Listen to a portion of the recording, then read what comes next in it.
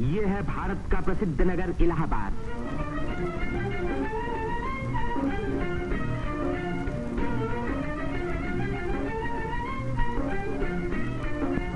यहीं पहल उत्तर प्रदेश में एक विश्वविद्यालय की स्थापना हुई।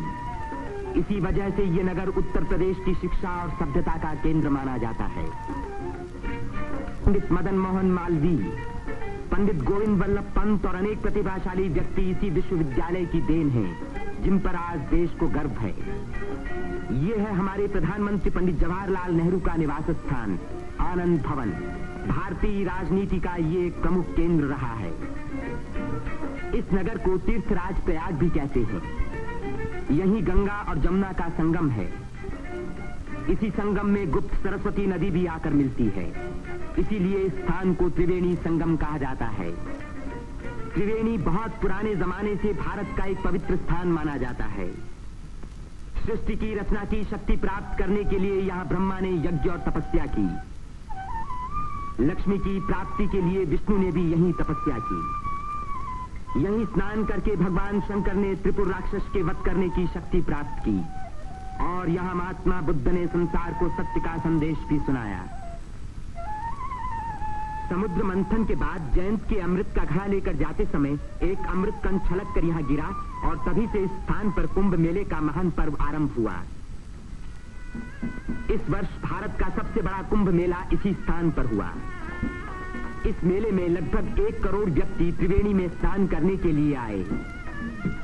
सदियों की गुलामी के बाद स्वतंत्र भारत का ये पहला कुंभ मेला था। त्रिवेणी में स्नान करके तन, मन और आत्मा को शुद्ध करने के लिए ही यात्रियां आते हैं। योगी और सन्यासी, गरीब और अमीर सभी प्रकार के लोग यहाँ इकट्ठे होते हैं।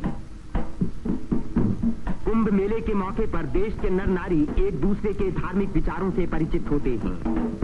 धार्मिक संस्थाएं योगी और सन्यासी यौगिक क्रियाओं को दिखाते हैं।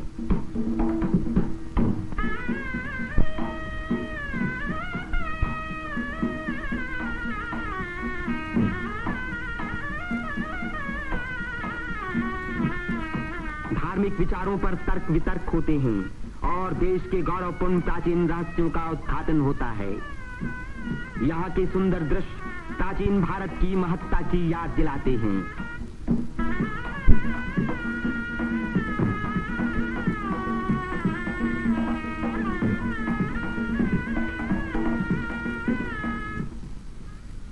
मेले के धार्मिक रूप के अलावा उसके दूसरे दृश्यों में सुंदरता और स्वतंत्रता का रंग चमक रहा था। रंग बिरंगी चूड़ियां, देवी देवताओं की मनमोहिनी मूर्तियां,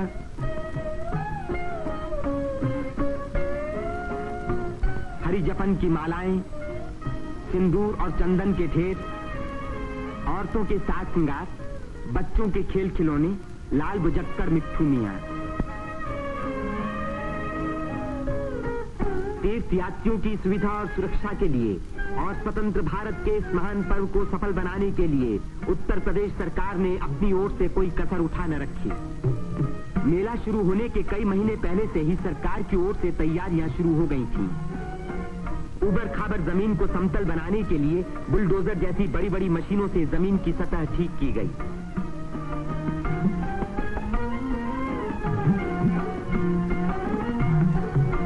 गंगा जी ने अपना किनारा 15 से 30 फुट गहरा काट दिया था, जिसके कारण यहाँ स्नान करना असंभव था।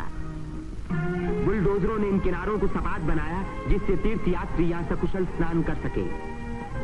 जिस काम को 1000 आदमी 3 महीने में खत्म नहीं कर सकते थे, उसी को 6 बुलडोजरों ने 15 दिन में पूरा कर दिखाया।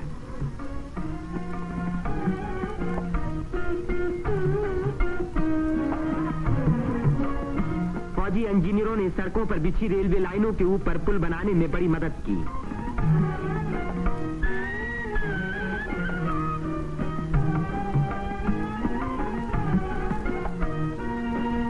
इससे रेलों के आने जाने के समय भीड़ सड़कों पर कभी न रुकी, बल्कि लगातार त्रिवेणी की ओर बढ़ती रही।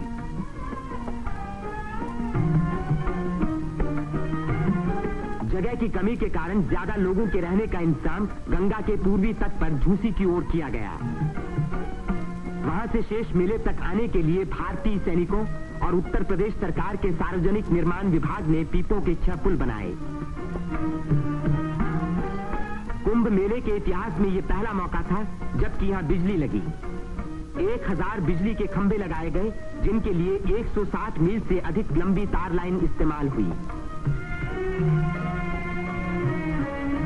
उत्तर प्रदेश के स्वास्थ्य विभाग ने यहां सफाई का बड़ा अच्छा बंदोबस्त किया।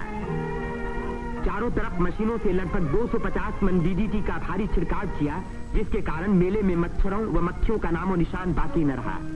मेले के आरंभ से ही सरकार ने हैजे के टीके लगवाने का प्रबंध किया। यात्रियों को सलाह दी गई कि वे मेला क्षेत्र में आने से पहले टीके लगवा लें। कदाचित इसी व्यवस्था के कारण मेले के मौके पर कोई भी रोग नहीं फैला। इतनी भारी भीड़ भाड़ के मौके पर आमतौर से दुर्घटनाएं हो जाया करती हैं।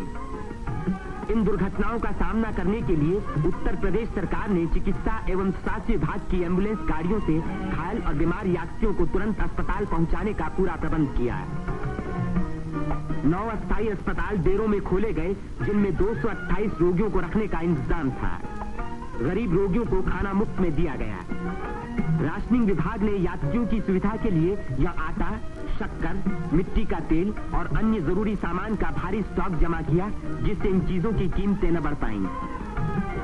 इसी प्रबंध के कारण हर व्यक्ति को सस्ते मूल्य पर अपनी इच्छा का खाना मिल सका।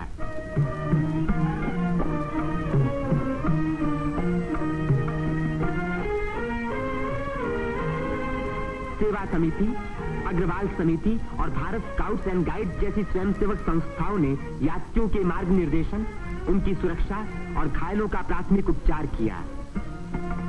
पुलिस यात्रियों के संचालन का कार्य करती रही। आने जाने के लिए अलग रास्ते रखे गए। भीड़ को काबू में रखने के लिए चलते फिरते वायरलेस सेटों का इस्तेमाल किया गया।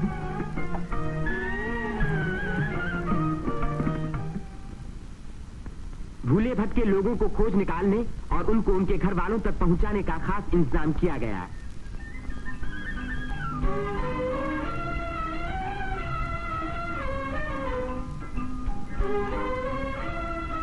मेले में लाउड स्पीकरों का एक जाल बिछा दिया गया, जिससे भटके हुए लोगों का नाम पुकार पुकार कर उनको एक स्थान पर इकट्ठा किया गया। मेले के आरंभ होते ही उत्तर प्रदेश के मुख्यमंत्री पंडित गोविंद वल्लभ पंत ने मेले के बंदोबस्त का मुआयना किया। इस तीर्थ स्थान पर जमा हुए लाखों मेहमानों के सुख सुविधा की उन्हें बड़ी चिंता थी।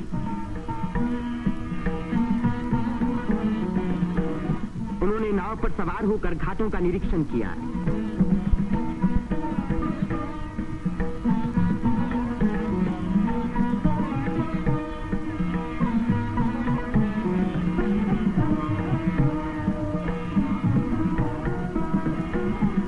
उन्होंने पीपे के पुलों को भी देखा।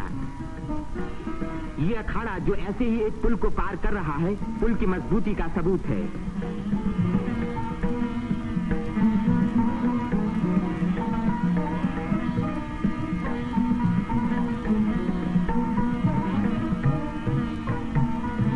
हमारे प्रधानमंत्री पंडित जवाहरलाल नेहरू ने भी मेले के इंतजाम का निरीक्षण किया। वे सड़कों पर घूमे और पुलों पर भी गए।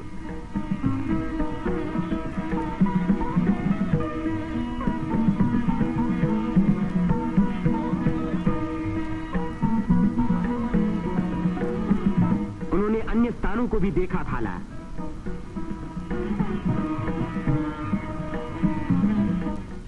भारत के अन्य लाखों व्यक्तियों की भांति हमारे राष्ट्रपति श्री राजेंद्र प्रसाद ने भी त्रिवेणी में स्नान किया। इस दिन अपार जन समूह यहां इकट्ठा था।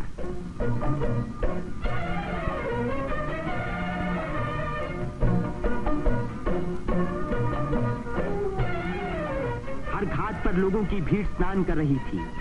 उसमें नया जोश था और नई उम्मीदें थीं।